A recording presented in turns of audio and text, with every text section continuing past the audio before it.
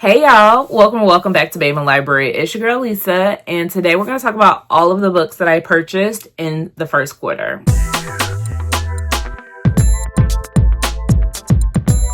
I have a stack of about 21 books in front of me, come from various places, and they are various genres.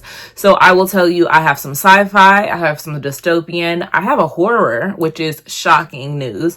Of course, I've got some romance, and I've got some fantasy. More importantly, I've purchased these from different locations. So I have supported my local indie bookstore.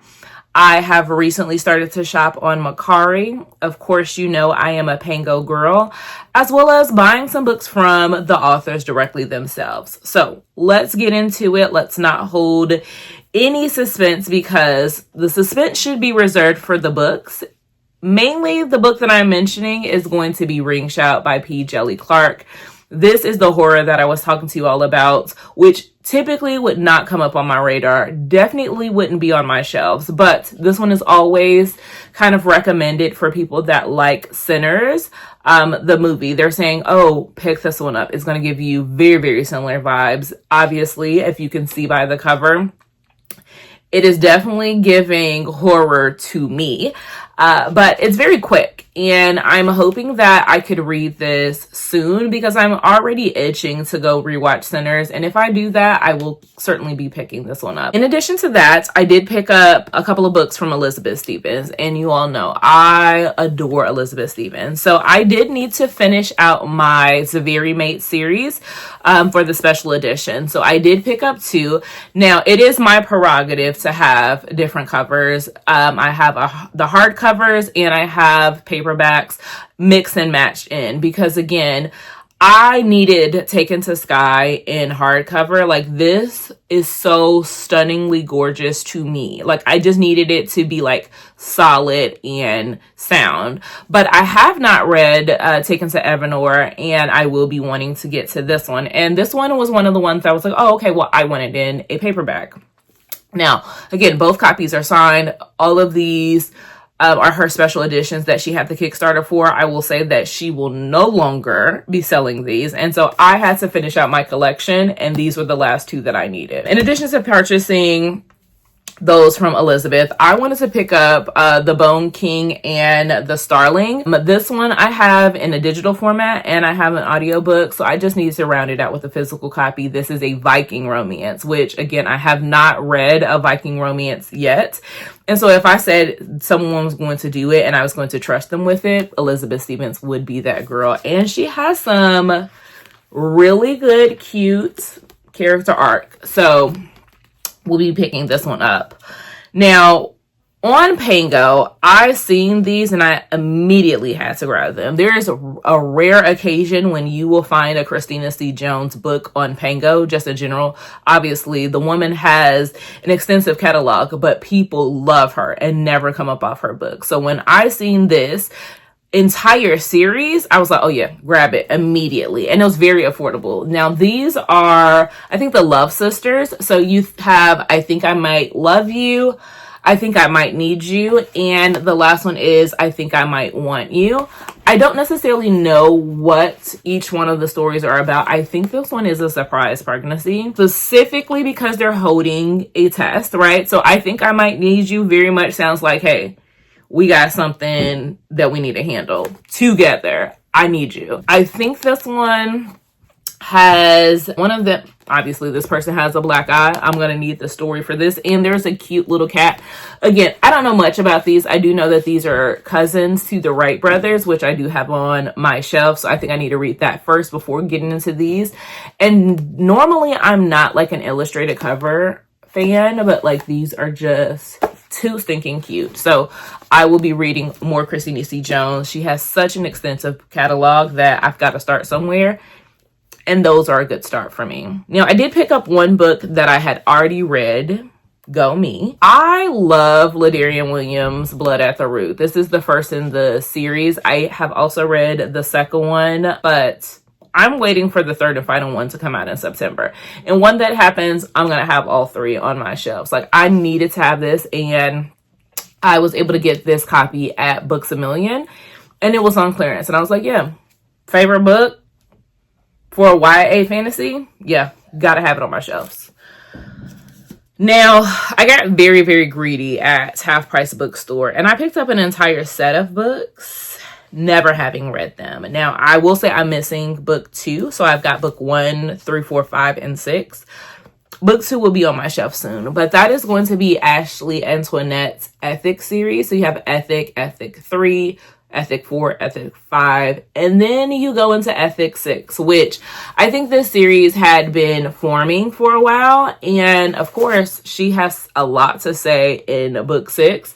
And so I am going to be doing a reading vlog at some point, hopefully this year, of reading this entire series. And I know that when we talk about urban romance, when we talk about what is the epitome, like what everyone has as like a rite of passage that you must read, it is this series. And as a person who has been deep in her urban romance bag, I have not read those, and I feel like that's inexcusable. So I will be correcting that very soon. Now moving on into my last stack. I did pick up a special edition, which is still in its plastic. So I have not opened it. I do not know if I'm going to be opening it. I definitely won't be doing it in this video, but I did decide to pick up Going Down Smooth. This is the bind up of book 1 and book 2 by Drea Wells.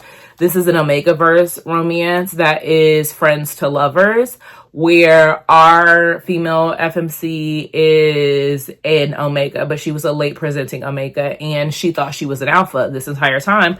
Her entire pack is Alphas, and her father set it up for her to be arranged in a marriage, but she was like, oh, I don't want that. And I definitely don't want it with my friends. Like, I thought we were equals, and now I'm an Omega, and I don't know how to deal. And so she ran away. I've already read book 1. Let me just say that. I've read book 1. I need to go back and read book 2, but I enjoyed it so much, and I really enjoy Drea Wells, her polyamorous relationships, her Omega verses. So I know I'm going to love book 2, but I just wanted to have this beautiful edition. It has the whiskey barrel because our FMC has now acquired a whiskey distillery, and one thing about me, I love some good whiskey. So I will be reading Going Down Smooth Part 2, but I just wanted to have that special edition on my shelf. Now, these next books that I have are hard to come by.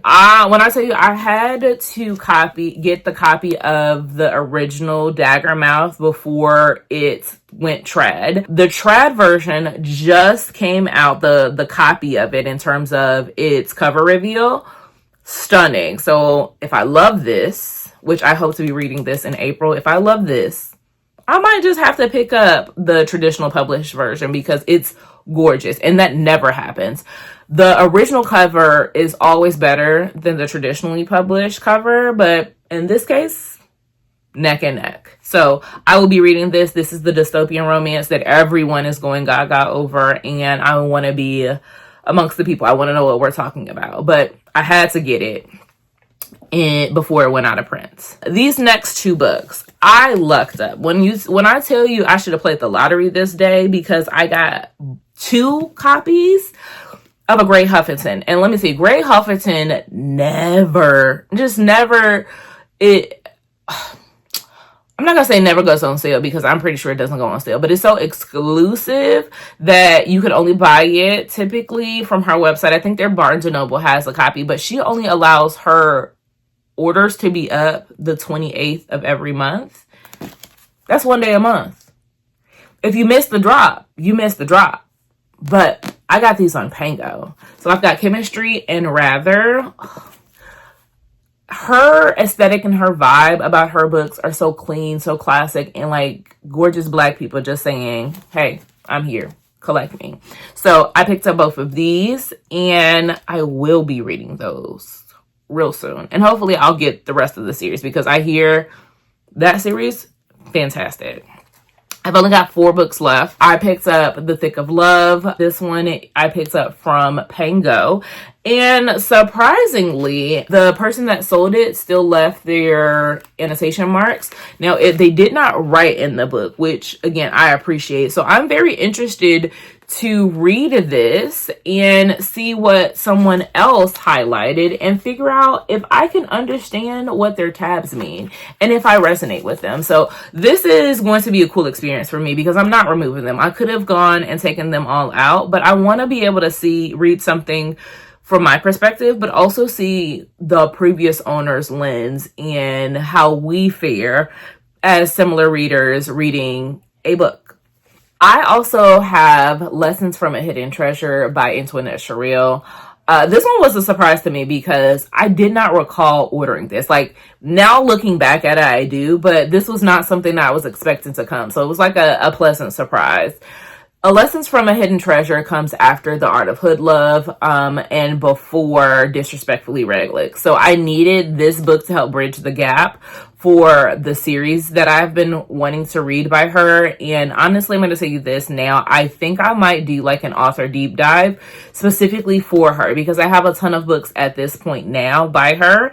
And it all stemmed from one book that I really loved and enjoyed from her. And I was like, oh, I have to go and cop her entire catalog, and now I feel like I have enough to get me started. So I was very glad to see this one. The last two books I have here, one is Tay Monet's Hear My Heart. Now this is the traditional version, and when I say the traditional version, I have a special edition, but truth be told, this one is absolutely stunning and gorgeous. And if I didn't know that this was the original cover, I would have said that this was a special edition. Like, the art detailing is fantastic. Then you have like, this is the cover page.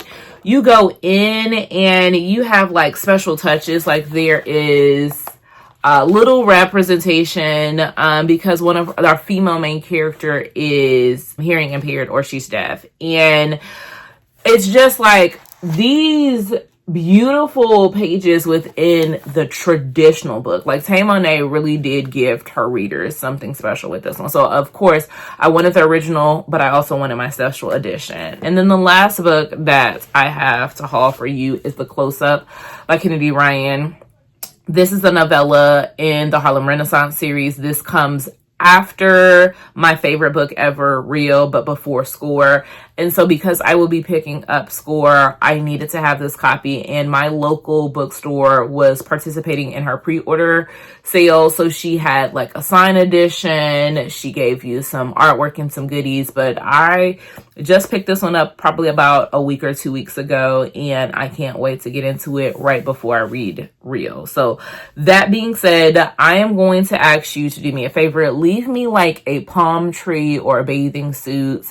This book is just giving sexy island vibes, and I want to be there. I want to be near this couple doing my own thing. I don't want to be in their relationship, but I will be in their relationship as soon as I read this book. I'm going to be all up and through it. So that being said, like I said, leave me a palm tree, a bathing suit, or tell me the latest book that you purchased, and I'll talk to y'all next time. Bye.